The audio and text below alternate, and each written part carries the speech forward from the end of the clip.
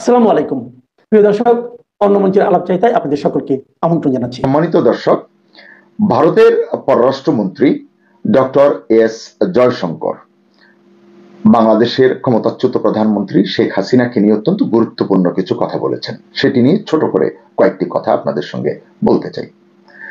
আপনারা জানেন যে গত বছর 5 আগস্ট থেকে ভারতের নয়াদিল্লিতে রয়েছেন শেখ হাসিনা।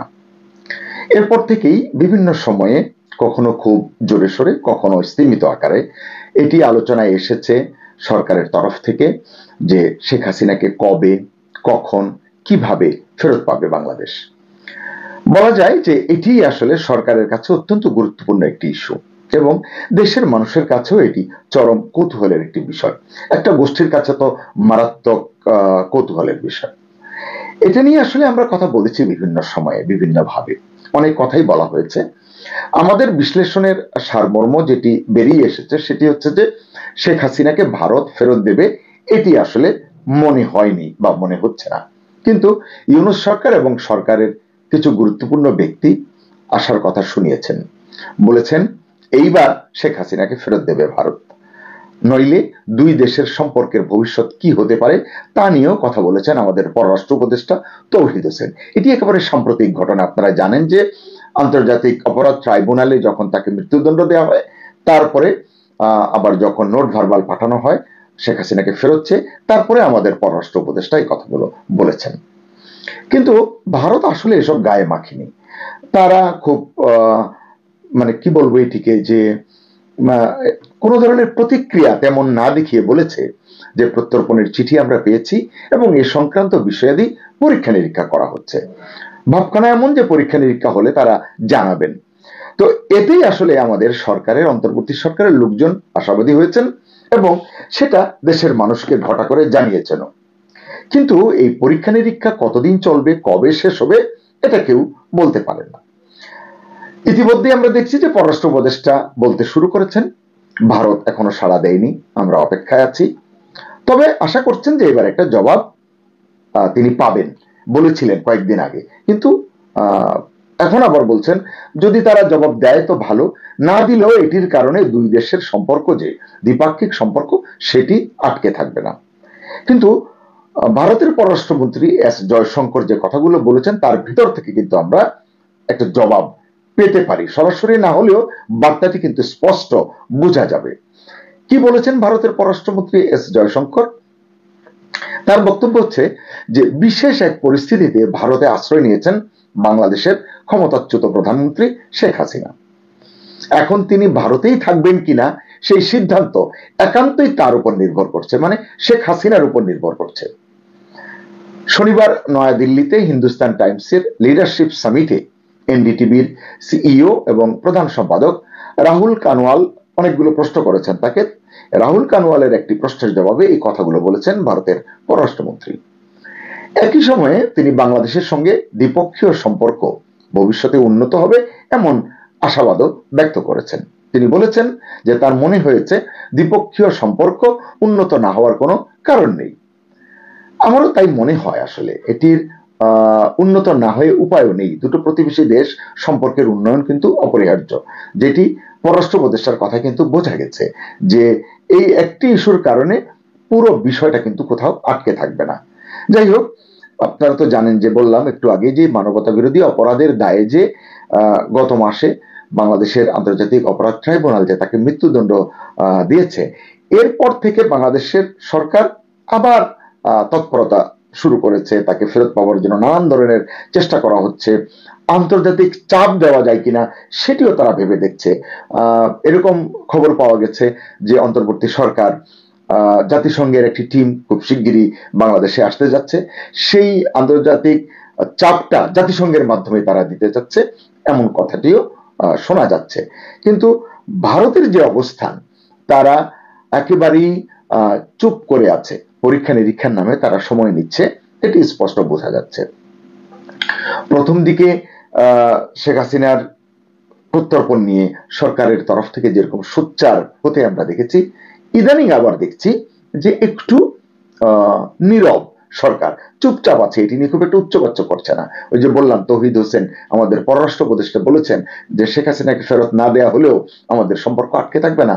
এই যে এটি তিনি বললেন, এই প্রেক্ষাপটে এস জয়শঙ্করের আজকের মানে শনিবারের যে বক্তব্যটি সেটি বেশ তাৎপর্যপূর্ণ। রাহুল কানওয়াল জয়শঙ্করের কাছে জানতে চেয়েছিলেন শেখ হাসিনা যতদিন চান ততদিনই ভারতে থাকতে পারবেন কিনা, কারণ এস জয়শঙ্কর বলেছেন যে তার ইচ্ছার উপর নির্ভর করবে তিনি কতদিন থাকবেন। তারপরে যখন সাংবাদিক প্রশ্নটি করছেন, বুঝতে হবে তিনি এখান থেকে আসলে একটি স্পষ্ট বার্তা বের করে নিয়ে আসতে চান। এর জবাবে জয়শঙ্কর কি বলেছেন? বলেছেন তিনি মানে শেখ হাসিনা একটা বিশেষ পরিস্থিতিতে এখানে এসেছিলেন, তিনি সেখানে এখন যথাযথ মর্যাদায় আছেন, সম্মানের সঙ্গে আছেন, এটি আমরা বিভিন্ন সময় শুনেছি। জয়শঙ্কর বলছেন সেই যেই পরিস্থিতিতে তিনি এসেছিলেন, মানে একটা গণ আন্দোলনের মুখে, ছাত্র জনতার বিক্ষোভের মুখে তিনি দেশ ছাড়তে বাধ্য হয়েছিলেন, সেই পরিস্থিতির স্পষ্ট প্রভাব এই ঘটনার উপর ছিল, মানে ভারতে যে তিনি আশ্রয় নিয়েছেন তার উপর ছিল। আবার শেষ পর্যন্ত সিদ্ধান্তটা তাকে নিজেকেই নিতে হবে, ভারত সরকার জোর করে তাকে পাঠাবে না। এটি নিয়ে এর আগে একটি কন্টেন্টে আমরা বিশদ আলোচনা করেছি। অন্তর্বর্তী সরকার আইসিসিতে যেতে চায়, যাওয়ার কথা বলেছিল, সেখানে গেলেও যে সুফল আসবে না সেটি নিয়ে আমরা কথা বলেছি। ইন্টারপোলের আশ্রয় নিতে চায়, ইন্টারপোলের মাধ্যমেও যে কাঙ্ক্ষিত ফল পাওয়া যাবে না, যুক্তি তর্ক দিয়ে সে কথাগুলো আমরা বলেছি। কিন্তু সরকারের তরফ থেকে কিন্তু বারবার বলা হয়, গতকালকেও প্রধান উপদেষ্টার প্রেস সচিব ঢাকার বাইরে এক অনুষ্ঠানে গিয়ে বলেছেন যে আমরা চেষ্টা চালিয়ে যাচ্ছি, শেখ হাসিনাকে আমরা ফেরত আনবো, এরকম প্রত্যয় তিনি ব্যক্ত করেছেন। যাই হোক, শেখ হাসিনা প্রতিবেশী দেশ ভারতে অবস্থান নেয়ার কারণে বাংলাদেশের সঙ্গে ভারতের যে দ্বিপক্ষীয় সম্পর্কের টানাপোড়েন চলছে এটি আমরা সকলেই কিন্তু প্রত্যক্ষ করছি, এটি স্পষ্ট হয়ে গেছে ইতিমধ্যেই। এটা নিয়েও জয়শঙ্করকে প্রশ্ন করা হয়েছিল। এর জবাবে জয়শঙ্কর অবশ্য বলেছেন যে গণতান্ত্রিক প্রক্রিয়ার প্রয়োজনীয়তার বিষয়ে মানে নয়াদিল্লির যে অবস্থান এটি তিনি তুলে ধরেছেন, এবং একই সঙ্গে তিনি বলেছেন বাংলাদেশে এখন যারা ক্ষমতায় আছেন তাদের থেকে আমরা শুনেছি, মানে বাংলাদেশের সরকারের তরফ থেকে যে কথাগুলো, যে দাবিগুলো, যে আবেদনগুলো গেছে সেখানে, প্রস্তাবগুলো, সেগুলো থেকে তারা বুঝতে পেরেছেন। বলছেন আমরা শুনেছি আগে যেমন ভাবে নির্বাচন হতো, কারণ এর আগে 2-3টি নির্বাচন নিয়ে অনেক সমালোচনা হয়, সেই কথাগুলো সরকারের তরফ থেকে বলা হয়েছে, সেটিকেই আবার এস জয়শঙ্কর পয়েন্ট বানিয়েছেন, ইস্যু বানিয়েছেন। তিনি বলছেন যে নির্বাচন হতো যেমন মানে গ্রহণযোগ্য নির্বাচন হতো না, এটা নিয়ে অন্তর্বর্তী সরকার বা বাংলাদেশের অনেকে অসন্তুষ্ট। এই জায়গায় তিনি বলছেন এটাই যদি হয় তাহলে সর্বপ্রথম তাদের স্বচ্ছ নির্বাচন করতে হবে, মানে বাংলাদেশকে স্বচ্ছ নির্বাচন করতে হবে। কিন্তু বাংলাদেশের অন্তর্বর্তী সরকার যে ধরনের একটি নির্বাচন নিয়ে সামনের দিকে এগুচ্ছে, নির্বাচন ফেব্রুয়ারিতে করবে বলে তারা প্রত্যয় ব্যক্ত করছে বারবার, কিন্তু একটি অন্তর্ভুক্তিমূলক নির্বাচন না করে এক পেশে একটা মেটিকুলাস ডিজাইনের আওতায়, মানে এটাকে কি বলা হয়, ফেব্রিকেটেড ম্যানিপুলেটেড একটা নির্বাচন করার দিকে তারা এগিয়ে যেতে চাচ্ছে। এটিকে ইঙ্গিত করে জয়শঙ্কর বলছেন তাহলে সর্বপ্রথম তাদের স্বচ্ছ নির্বাচন করতে হবে। ইতিমধ্যে আন্তর্জাতিক অনেক জায়গা থেকে, অনেক দেশ থেকে, অনেক সংস্থা থেকে, গুরুত্বপূর্ণ বিভিন্ন সংগঠন থেকে পরামর্শ এসছে, প্রস্তাব এসছে, দাবি করা হয়েছে, বলা হয়েছে অন্তর্ভুক্তিমূলক নির্বাচন যেন করে অন্তর্বর্তী সরকার। যদিও অন্তর্বর্তী সরকারের সেই দিকে মনোযোগ নেই, তারা তাদের যে রূপরেখা সেই অনুযায়ী তারা চলছে। এবং জয়শঙ্কর বলছেন এই নির্বাচনে আওয়ামী লীগকে অংশ নিতে দেওয়া হবে না বলে জানিয়েছে ইউনূস সরকার, এটি সবার কাছে পরিষ্কার। এবং আওয়ামী লীগকে নিষিদ্ধ করা হয়েছে, কার্যক্রম নিষিদ্ধ করা হয়েছে, তাদের যে নিবন্ধন সেটি বাতিল করা হয়েছে বা স্থগিত করা হয়েছে। এসব নিয়ে আন্তর্জাতিক মহলে কিন্তু উদ্বেগ রয়েছে, যার এস জয়শঙ্করের কণ্ঠেও উচ্চারিত হলো। এখন যে দ্বিপক্ষীয় সম্পর্ক ভবিষ্যতে মানে উন্নত হওয়ার যে আশা করছেন জয়শঙ্কর, এবং তিনি বাংলাদেশের মঙ্গল কামনা করছেন এবং বলছেন যে আমি নিশ্চিত গণতান্ত্রিক প্রক্রিয়ায় ফলাফল যাই আসুক না কেন, এক পেশে ম্যানিপুলেটেড নির্বাচন হলে কি, যে কথা তিনি বলছেন এটি কি তারা মেনে নেবেন? ইতিমধ্যেই ভারত সরকারের তরফ থেকে তাদের যে জাতীয় নিরাপত্তা উপদেষ্টা অজিত দোভাল এবং বিভিন্ন কর্নার থেকে তারা বলেছেন, ভারতের বিভিন্ন থিঙ্ক ট্যাঙ্ক বলেছেন যে বাংলাদেশে যদি অন্তর্ভুক্তিমূলক নির্বাচন না হয় সেটি তারা মেনে নেবে না। এই ধরনের বার্তাও তারা কিন্তু বিভিন্ন জনের মাধ্যমে দিয়েছে এই সরকারকে। এখন সরকার সেটি না শুনে সরকারের পথে ইউনূস সরকারের চিন্তা মতো এগিয়ে যাচ্ছেন। এই কারণেই প্রশ্ন উঠছে এটি দ্বিপক্ষীয় সম্পর্কের ক্ষেত্রে যে ভারসাম্যপূর্ণ এবং পরিপক্ক মানে যে দৃষ্টিভঙ্গি এটিকে কতটা আপনার প্রকাশ করবে এটি নিয়ে প্রশ্ন রয়ে গেছে। যদিও ভারতের পররাষ্ট্রমন্ত্রী আশা করেছেন যে অন্তর্বর্তী সরকার আন্তর্জাতিক যে দাবিগুলো রয়েছে এইগুলোর দিকে মনোযোগ দেবেন এবং তার ভিত্তিতে তিনি আশা করেন যে দুই দেশের মধ্যকার সম্পর্ক যেমন উন্নত হবে, বাংলাদেশেও গণতান্ত্রিক পরিবেশ পরিস্থিতির উন্নত হবে। আসলে বিষয়টি খুব ছোট, সংক্ষেপ করে যদি আমি বলি যে ডক্টর এস জয়শঙ্করের বক্তব্যে এটা স্পষ্ট হয়েছে শেখ হাসিনার ফেরত আসা বাংলাদেশে এটা ভারতের হাতে নয়, মানে ভারত এটিকে সেভাবে দেখতেই চায় না। তারা তাকে অতিথির মর্যাদায় রেখেছে, যথাযথ মর্যাদা সম্মান দিয়ে তারা রেখেছে, ওই জায়গাটিতে তারা কোনো ব্যত্যয় ঘটাতে চায় না। তারা ফেরত আসার সিদ্ধান্তটি শেখ হাসিনার উপরেই ছাড়তে চান। তো বাংলাদেশের ভবিষ্যৎ এবং এই দুই দেশের সম্পর্কের বিষয়টিও কিন্তু এই গুরুত্বপূর্ণ সংকেত দিচ্ছে। নির্বাচন যদি সুষ্ঠু হয়, গণতান্ত্রিক হয়, তাহলে তো স্বাভাবিক প্রক্রিয়াতেই আওয়ামী লীগ দেশে আসতে পারবে, শেখ হাসিনা আসতে পারবেন, আইনানুগভাবে তাকে বিচারের মুখোমুখি যদি তাকে করা যায় তিনি হবেন। কিন্তু তা না করে এক পেশে নির্বাচন, ম্যানিপুলেটেড নির্বাচন করে ইউনিক নির্বাচন করবার যে মানে প্রোপাগান্ডা বা যে কথা বারবার সরকারের তরফ থেকে বলা হচ্ছে, এটি বললে আসলে দু দেশের সম্পর্কেও তেমন কোনো উন্নতি হবে না, লক্ষ্য করা যাবে না। একইভাবে বাংলাদেশের গণতান্ত্রিক পরিবেশও আসলে সুষ্ঠু স্বাভাবিক হবে না।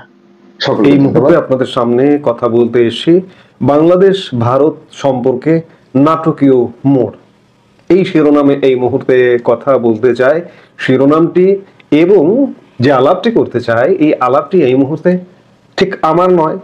আলাপের প্রসঙ্গে হয়তো আমি কিছু ইনপুট দেব, কিন্তু আলাপটি করেছেন বাংলাদেশে একটি ট্যাবলয়েড পত্রিকা আছে মানব জমিন, সেই মানব জমিনের সম্পাদক মতিউর রহমান চৌধুরী আজকে তাদের প্রিন্ট সংস্করণে প্রথম পাতায় একদম বড় করে প্রধান হেডলাইন করে একটি মন্তব্য প্রতিবেদন লিখেছেন মতিউর রহমান চৌধুরী।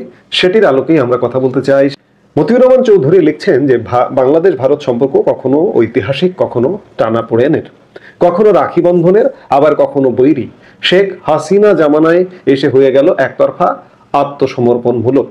5ই আগস্ট পট পরিবর্তনের পর এই সম্পর্ক দাঁড়ালো প্রতিহিংসার, চলল কাল্পনিক আর আজগুবি প্রচার, সম্পর্ক পরিণত হলো শত্রুতায়, শত্রু হয়ে গেল মিডিয়া যুদ্ধ, সামাজিক যোগাযোগ মাধ্যম মারমুখ ও আক্রমণাত্মক রূপে আবির্ভূত হলো। ঢাকায় সরকার পরিবর্তন হচ্ছে, এটা ছিল রোজকার ঘটনা। সরকার তখন চুপ, কিন্তু বিরামহীন প্রচারণা চলল। শেখ হাসিনাও নিরাপদ দূরত্বে থেকে ঘি ঢাললেন। ভারত সরকার ব্যবসা বাণিজ্য বন্ধ করে দিল, বন্ধ হলো ভিসা, এমনকি মানবিক ভিসাও। সীমিত হয়ে গেল যোগাযোগ। ভারতের ভোজ্য তেলের রমরমা ব্যবসা ছিল ঢাকায়, সেটা গেল আমেরিকায়। পাকিস্তান পেল কাপড় চোপড়ের ব্যবসা, চীন তো হাসপাতাল খুলে বসলো। এমনকি হালাল রেস্টুরেন্টও, পর্যটক আর চিকিৎসার জন্য রোগীরা ছুটছেন কুনমিংয়ে। এদিকে ভারতীয় নেতৃবৃন্দের বক্তৃতা বিবৃতির ভাষাও বদলে গেল, মানুষ হত্যাও বেড়ে গেল সীমান্তে। দুদেশের মধ্যে স্বাভাবিক কূটনৈতিক সম্পর্ক স্থবির হয়ে গেল। অঘোষিত রণাঙ্গনে পরিণত হলো দুদেশের সীমান্ত। এর আগে 5ই আগস্ট সীমান্ত খুলে দিল ভারত, দল বেঁধে আওয়ামী লীগের নেতাকর্মীরা দেশ ছাড়লেন। অসমর্থিত খবর, প্রায় 50,000 নেতাকর্মী আশ্রয় নিলেন ভারতে। এভাবেই চলল প্রায় 10 মাস। জুন থেকে নাটকীয় পরিবর্তনের দিকে পরিস্থিতি গড়াতে শুরু করলো। ইউরোপীয় একটি দেশের দুতিয়ালিতে ভিন্ন এক পরিস্থিতি। দরজা খুলল আলোচনার, সীমিত পর্যায়ের যোগাযোগ, তবে সংশয় আর সন্দেহ মাঝখানে দেয়াল হয়ে রইল। কোথায় যেন গোলমাল। তৃতীয় দেশটি আলোচনার তাগিদ দিল। যুক্তরাষ্ট্রের ভূমিকাও এখানে অনেকখানি। তারা জানিয়ে দিল বাংলাদেশ ভারত সম্পর্কে টানাপোড়েন কাম্য নয়। ভূ রাজনৈতিক কারণে দু দেশের সম্পর্ক স্বাভাবিক করার বিকল্প নেই। নবনিযুক্ত মার্কিন রাষ্ট্রদূত ব্রেন্ট ক্রিস্টেনসেন এমন বার্তা নিয়ে খুব শিগগিরই ঢাকায় আসছেন।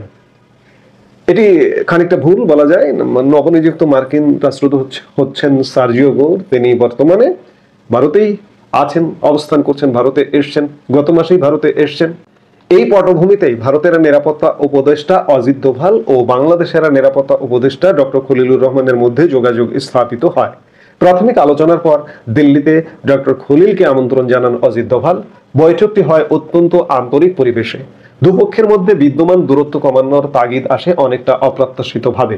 সম্পর্ক স্বাভাবিক করার দিকে মনোযোগ দেন তারা। এর আগের খবর, ভারতীয় প্রধানমন্ত্রী নরেন্দ্র মোদী অনেকটা নাটকীয়ভাবে বাংলাদেশ সম্পর্কে তার নীতি পরিবর্তনের পক্ষে মত দেন।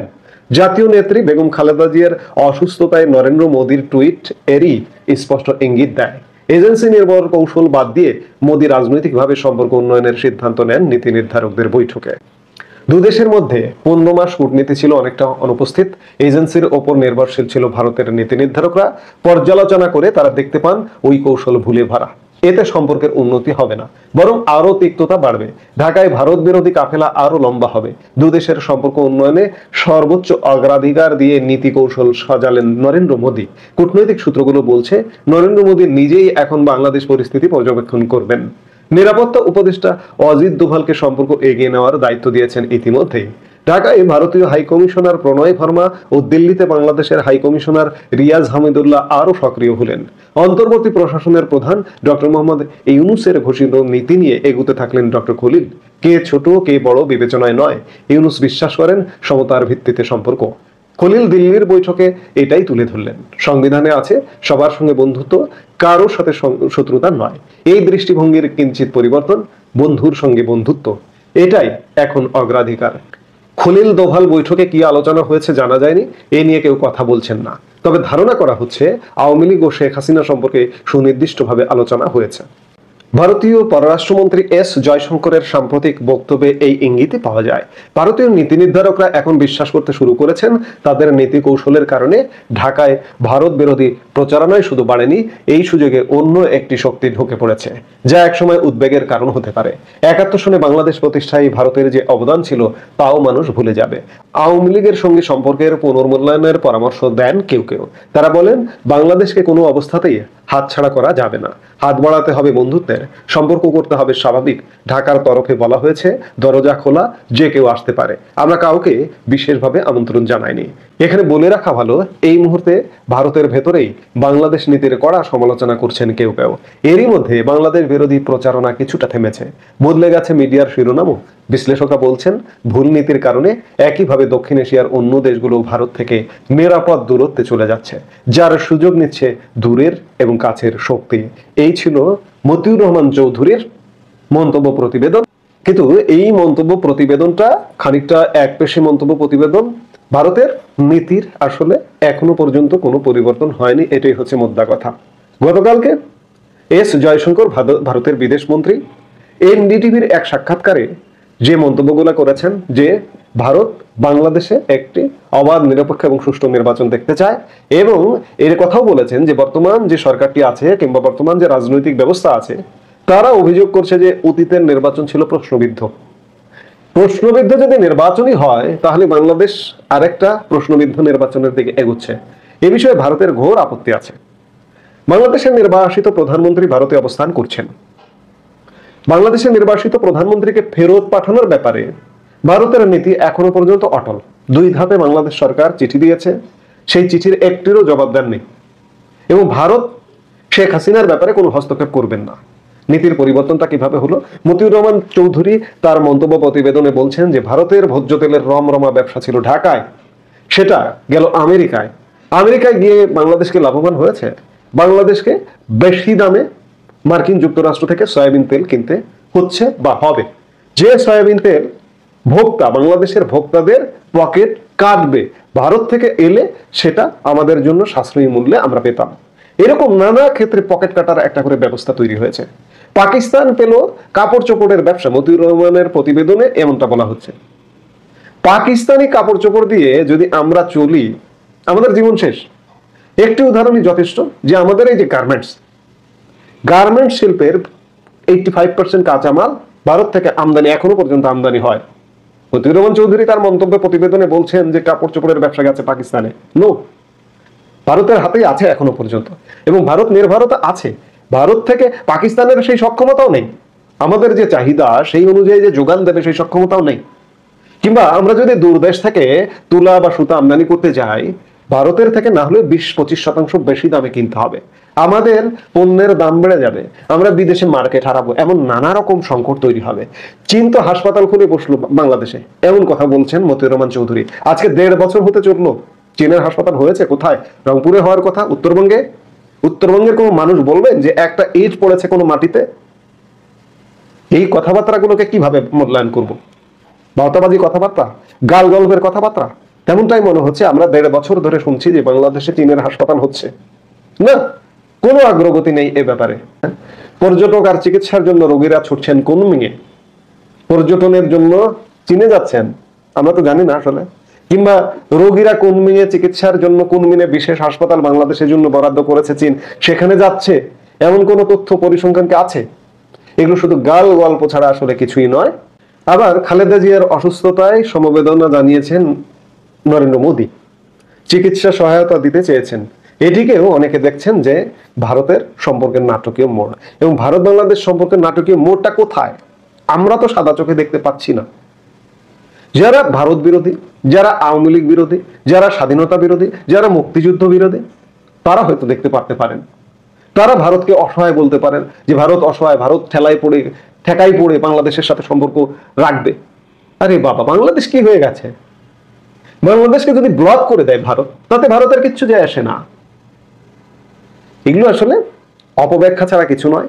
আমি এটিকে এইভাবেই দেখছি যে ভারত বাংলাদেশ নাটকীয় মোড় সম্পর্কে কোনোভাবেই হয়নি। আজ থেকে 1.5 বছর 16-17 মাস আগে যেমনটা ছিল একটা বন্ধাত্মপূর্ণ সম্পর্ক, সেই বন্ধাত্মপূর্ণ সম্পর্ক এখনো পর্যন্ত আছে। এই সম্পর্কের উন্নয়ন একমাত্র হতে পারে একটি অবাধ, নিরপেক্ষ এবং সুষ্ঠু নির্বাচন এবং নির্বাচিত সরকারের মাধ্যমে। ভারত এটি বরাবর বলে আসছে এবং সেটিতেই ভারত এখন পর্যন্ত বিশ্বাস করে বলে আমরা মনে করি। এই মুহূর্তে এ পর্যন্ত।